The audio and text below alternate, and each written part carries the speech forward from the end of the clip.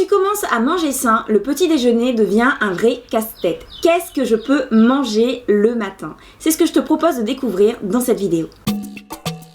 Salut, je m'appelle Jenny et bienvenue sur ma chaîne. Si tu veux découvrir le meilleur de la nourriture healthy ici et ailleurs, apprendre à manger mieux et être plus aligné avec ce que tu es, abonne-toi et clique sur la cloche quand tu désires être averti quand je sors une nouvelle vidéo. Suite à un voyage, j'ai arrêté le sucre raffiné, j'ai changé de corps, changé de vie et aujourd'hui j'aide les femmes en plein questionnement à faire de même. Aujourd'hui, on va parler de petit déjeuner et de petit déjeuner équilibré. La première question qu'on doit se poser, c'est qu'est-ce qu'un petit déjeuner équilibré? J'ai compris quelque chose, c'est qu'un petit déjeuner équilibré est composé de 4 éléments. Il est composé de féculents, de protéines, de fibres et de bons gras. Une règle que j'applique, que ce soit au petit déjeuner, au repas du midi ou au repas du soir, c'est de toujours séparer mon plat en 3. La moitié avec des fibres, un quart avec des protéines et un quart avec des féculents. Si je me base au petit déjeuner français typique ou au petit déjeuner que moi-même je prenais, il était composé de jus, thé ou café et de tartines avec du beurre et de la confiture. Autrement dit, on se retrouve avec un petit déjeuner très sucré. Du jus sucré, du thé avec 1 à 2 cuillères à café de sucre et de la confiture et du pain, etc., etc., etc. Autrement dit, très glucide.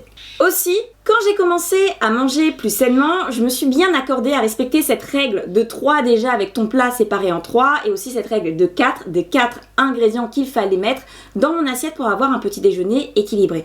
Maintenant, il y a d'autres éléments qui font que ton petit déjeuner sera plus équilibré. Ces éléments peuvent être déjà l'environnement dans lequel tu vas manger, c'est pas un environnement de stress, même si je sais que le matin, on est à fond les ballons, à courir, à bien chronométrer, à respecter son ordre d'action à faire le matin pour pouvoir être on time, pour pouvoir être à l'heure. Il y a aussi le fait que le petit déjeuner, on est tellement pressé qu'on va chercher quelque chose à emporter pour le manger soit dans les transports en commun ou soit dans la voiture ou soit en arrivant au bureau ou au travail entre deux conversations. Et donc tu as tous ces éléments qui font que ton petit déjeuner, même s'il est le plus entre guillemets sainement possible et le mieux composé possible, si tu n'as pas non plus l'environnement et les bonnes pensées qui vont avec, on peut dire que tu vas manger une alimentation qui est plutôt stressée et au final, on n'aura pas le bon équilibre qu'il faut pour pouvoir bien manger, bien digérer et attaquer la journée. Un autre élément également, c'est cette notion de plaisir. Si dès le petit déjeuner, tu n'as pas le plaisir de manger, je ne t'explique pas la journée. Et sans parler de petit déjeuner, si tu décides de manger plus sainement, c'est pour décupler ton plaisir de manger, c'est pour te reconnecter au plaisir de manger. Donc si tu n'as pas ce plaisir, donc tu vas vivre dans une certaine frustration et au final tu vas manger plus parce que dès lors qu'il y aura un événement où il y aura par exemple la fin de l'année qui arrive et qu'on se dit on va enfin se faire plaisir, on va manger plus parce qu'on ne va pas se mettre de limites dans l'overdose de nourriture. Donc en s'accordant un petit déjeuner qui soit équilibré, bien composé et qui nous donne du plaisir, on s'assure de continuer à manger ce genre de petit déjeuner parce qu'on éprouvera tellement de plaisir qu'on pourra que recommencer et on veut recommencer parce qu'on veut manger ça, sans sucre. Donc dans cette vidéo, je vais te présenter 10 petits déjeuners. Tous ces petits déjeuners que je vais te présenter n'ont pas la prétention d'être tous très équilibré. Pourquoi? Parce que ce sont des petits déjeuners par lesquels je suis passée pour pouvoir arrêter le sucre raffiné. Donc bien entendu, on peut faire des erreurs, ça arrive à tout le monde et d'ailleurs tant mieux si tu fais des erreurs parce que c'est que comme ça qu'on peut apprendre. Le premier petit déjeuner que je te propose, c'est vraiment un petit déjeuner végé. C'est le genre de petit déjeuner qui se fait vite fait, surtout si tu as préparé par exemple la salade et les tomates la veille. Tu peux voir qu'il y a des petites tranches des petits copeaux de fromage à pâte dure. Sache que le fromage à pâte dure, les fromages à pâte dure, ce sont des fromages qui comportent le moins de lactase possible. Autrement dit, c'est un fromage qui est plutôt accepté par les intolérants, en tout cas l'intolérante au lactose que je suis. Dans ce genre de petit déjeuner, je commence toujours par les fruits. Pourquoi? Parce que les fruits sont sucrés et ils sont bons et ils me donnent du plaisir. Donc je commence toujours par cette notion de plaisir. Et aussi le fait de commencer par des végétaux, par des fibres, des vitamines, permet de donner une information à ton cerveau comme quoi tu commences à manger et préparer également ton système, ton petit corps à la digestion au transit. Dans ce petit déjeuner, tu ne le vois pas, c'était caché, c'était hors caméra, je l'avais complété avec 3 tranches de pain complet. Et c'est clairement un petit déjeuner que tu peux emmener avec toi en le mettant dans des boîtes de conservation ou que tu peux faire, encore une fois, la veille pour le lendemain. Puis tu as ce genre de petit déjeuner composé d'une part de gâteaux. Alors c'est un gâteau aux fibres, une recette que je donne sur mon site lesbellebosses.com. Tu as un smoothie. Comme tu peux le voir, je ne me prive pas d'avoir un smoothie le matin, surtout s'il est frais et qu'il est fait à l'instant, à l'heure on va dire, et que tu n'attendes pas. Là par contre le smoothie, je te conseille pas de le faire la veille. Fais-le vraiment sur l'instant et simplifie le processus. C'est-à-dire un fruit, un lait végétal ou sinon un fruit, un peu d'eau et tu le mixes et tu le prends on va dire tout de suite. Ce que j'ajoute dans mes smoothies c'est aussi un peu d'huile. Alors ça peut être de l'huile d'olive ou de l'huile de colza ou de l'huile de noix également. Également un peu de curcuma, donc des épices qui font que ça relève un peu le tout et ça me donne encore plus d'énergie pour la suite. Et comme tu peux voir, mon plat est composé de fibres. Donc là, dans ce plat-là, il n'y en avait pas des tonnes. Il y avait que de la tomate.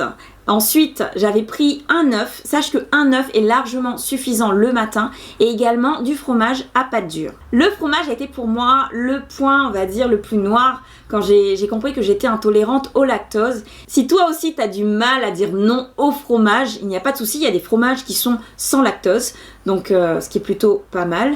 Et aussi si tu te demandes quand est-ce qu'il faut que je le mange-le plutôt le matin. Et le matin, comme tu peux le voir, moi je choisis des fromages plutôt à pâte dure, puisque comme je te l'ai dit, ce sont des fromages qui contiennent le moins de lactose possible. C'est clairement un petit déjeuner que je prépare. Alors tu peux encore le préparer la veille à condition de se lever quelques minutes avant pour faire cuire ton œuf et être tranquille on va dire. Sinon tu peux le faire bouillir et le mettre tel quel dans ton frigo et le lendemain tu enlèves la coque et c'est nickel, tu as ton œuf cuit dur et tes petites fibres et tes petites vitamines. Puis on a ce genre de petit déjeuner, alors ça c'est le petit déjeuner rapidos que je faisais le matin, c'est-à-dire couper le fruit vite fait, mettre 2 œufs dans une poêle, allez, d'habitude l'œuf il était même pas cuit à fond et je me disais c'est bon, allez rouler jeunesse. C'est un petit déjeuner qui te permet de tenir le matin, ça je ne te le cache pas. Une petite erreur c'est de prendre 2 œufs. Et comme tu peux le remarquer, en acquis de conscience, je mets quelques graines pour le bon gras, pour me dire ok, j'ai fait le travail et c'est nickel. Pour le smoothie, c'était un smoothie, j'avais testé, je me rappelle, un smoothie betterave pitaya. Il n'était pas fameux, je l'ai pris quand même. Toutefois, après ça, je crois que je suis restée 2 semaines sans prendre de smoothie. Donc cette notion de plaisir elle est quand même importante dans ce que tu prends pour pouvoir continuer et perdurer dans ta bonne alimentation. Une petite astuce également, sur mes œufs, j'avais pas mis de sel, j'avais mis du gomasio qui est une très belle alternative pour remplacer le sel. C'est clairement le genre de petit déjeuner que j'aime et c'est clairement le petit déjeuner que je fais plutôt le dimanche. Comme tu peux voir, je ne commence pas par un jus ou par un smoothie, je commence par un thé vert de préférence et si tu n'aimes pas le thé ou tu veux quelque chose sans théine, sans caféine, pense au rooibos. Pour la part de fibres, donc avec notamment les fruits et la courge elle est cuite au four, elle n'est pas farcie. J'ai juste mis des dés de tomates fraîches ainsi qu'un peu de crème de riz pour apporter un peu plus de saveur, un peu plus d'onctuosité à mon petit plat. Pour les fruits, alors c'est composé d'une mangue, d'une banane avec des noix. Clairement, je n'ai pas tout mangé. Je crois de mon souvenir que j'avais mangé que la moitié. Toutefois, pour la belle photo Instagram, ça passait très bien. D'ailleurs, sur Instagram, tu peux me suivre. Je partage également mes recettes et mes astuces. Est-ce que cela te paraît logique de prendre un petit déjeuner comme ça le dimanche, de te dire ok je vais me faire plaisir et je vais faire un petit déjeuner comme au restaurant et me donner du plaisir et me donner le meilleur de moi-même? Dis-le moi en commentaire. Encore un petit déjeuner rapidos. Sur la photo tu vois 2 tartines, dans la réalité je tourne autour de 3 à 4 tartines accompagnées toujours d'une infusion. Et ce genre de petit déjeuner, j'avais pris une crème onctueuse sans lactose, c'était à base de soja comme un fromage qu'on peut étaler. J'avais mis de l'avocat non cuit, donc de l'avocat cru et à côté de la tomate que j'avais mis au four pour pouvoir donner un peu plus de saveur on va dire ou un peu plus de plaisir de se dire qu'on a un petit truc chaud à manger le matin. Comme tu peux le voir, j'alterne toujours entre le cuit et le cru en veillant toujours à commencer par du cru. Le bot papaya, c'est vraiment le petit déjeuner encore une fois du week-end et qui fait son petit effet, surtout si tu as des invités. Quelque chose que je fais quand je fais ce genre de petit déjeuner, j'accompagne toujours de graines de chia que j'ai mis à tremper dans un lait végétal. Alors certains le prennent avec du miel, moi-même je le prends quand je n'ai pas de fruits à côté avec du miel. Là dans ce cas-là, il y a assez de fruits pour apporter la part sucrée. Du coup, je ne le sucre pas et j'accompagne mes fruits avec ce petit pudding chia. Et bien entendu, toujours une petite infusion ou un petit thé vert à côté. Le green breakfast, autrement dit le petit déjeuner pas totalement vert puisqu'on voit qu'il y a des frites de patates douces. Ça c'est le genre de petit déjeuner quand je me lève le matin, je saute de mon lit, je cours dans la cuisine, les frites de patates douces sont déjà prêtes, je les balance dans le four. Donc le temps que je prenne ma douche, elles sont cuites, je sors de ma douche, je vais les enlever, elles vont refroidir et la salade elle est déjà préparée la veille. Donc il me reste juste à composer, à m'asseoir et à manger. Encore une fois, c'est le genre de petit déjeuner que tu peux prendre pour emmener sur ton lieu de travail ou avec toi, soit dans un bocal ou soit dans une boîte hermétique. Sur ma salade, je mets toujours un point d'honneur à mettre des graines, là en l'occurrence c'est des graines de pain, non c'est des pignons de pain, on y arrive, ainsi que de la tomate. Comme tu peux le voir, la tomate c'est un de mes fruits préférés le matin parce que ça se coupe facilement, ça se prépare facilement et ça se mange facilement. Un autre conseil que je peux te donner pour le petit déjeuner, c'est de faciliter le processus et de travailler le visuel. Plus le visuel est beau, plus ça te donne envie de manger. Un petit déjeuner composé que de restes. La veille, j'avais fait du riz, j'avais fait des gros pois à la réunionnaise. Donc c'est des gros haricots que l'on mange avec soit du curcuma, soit avec du massalé. Et également du bok choy. Si tu ne sais pas comment cuisiner le bok choy, je t'invite à regarder cette vidéo. Tu peux remarquer que sur mon bok choy, j'ai mis encore une fois des graines pour apporter des bons oméga pour mon petit cerveau. Et également, je mets toujours de l'huile d'olive à froid sur ce genre de plat pour me permettre également d'avoir du bon gras. Les fruits, toujours des fruits le matin, soit des légumes ou des fruits. Là, en l'occurrence, le légume, il était cuit, donc il n'a pas non plus tout son potentiel, on va dire. Donc, les fruits à côté me permettent d'avoir cette part toujours de plaisir, cette part de fibre également et cette part de cru qui indique à ton petit cerveau que ça y est, on commence à manger, prépare ton petit corps pour la digestion. Un petit déjeuner qui te montre bien qu'on peut prendre son petit déjeuner avec les restes de la veille, autrement dit de faciliter le processus, d'accélérer un peu le timing de préparation pour manger bien, plus sainement en tout cas, et qui te permettent de tenir surtout toute la matinée. Ça c'est très important. Et on termine avec la bête de tous les petits déjeuners, le miam aux fruits. Si tu veux une idée de la recette, je t'invite à regarder cette vidéo. Et je t'avoue que j'ai commis quelques petites erreurs dans la recette. Je compte d'ailleurs refaire la recette. N'hésite pas à t'abonner pour être averti quand je sors cette recette-là. Ce que j'aime beaucoup avec le miam aux fruits, bon déjà c'est que d'un, il est composé de fruits. Tu as compris mon amour pour les fruits.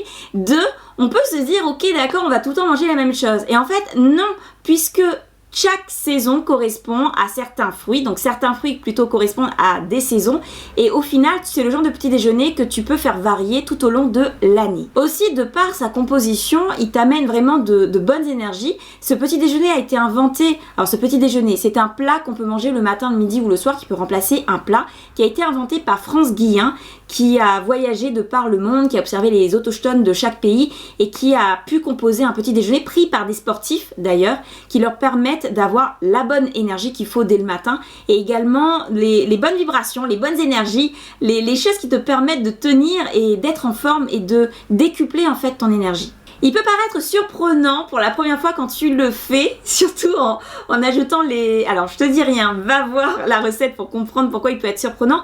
Toutefois, une fois que tu le fais, une fois que tu fais ça sur une semaine, tu te rends compte qu'il est tellement facile que tu peux l'amener avec toi dans un bocal ou dans une boîte hermétique, que tu peux prendre plaisir à le manger et que tu te sens tellement bien dans ton corps dès le matin que tu te dis ok d'accord, je vais l'adopter tout simplement. Si tu désires faire tes premiers pas dans ce monde healthy, sans sucre raffiné et apprendre à manger mieux, je t'invite à télécharger mon guide gratuit sur mon site lesbellebosses.com. Merci d'avoir regardé cette vidéo jusqu'au bout. Si cette vidéo t'a plu, indique-le moi. Abonne-toi pour recevoir tous mes conseils sur les recettes, la nutrition, la motivation et également la gastronomie du monde ici et ailleurs. Je te souhaite une belle assiette sans sucre raffiné, une belle vie et de beaux projets. À une prochaine vidéo.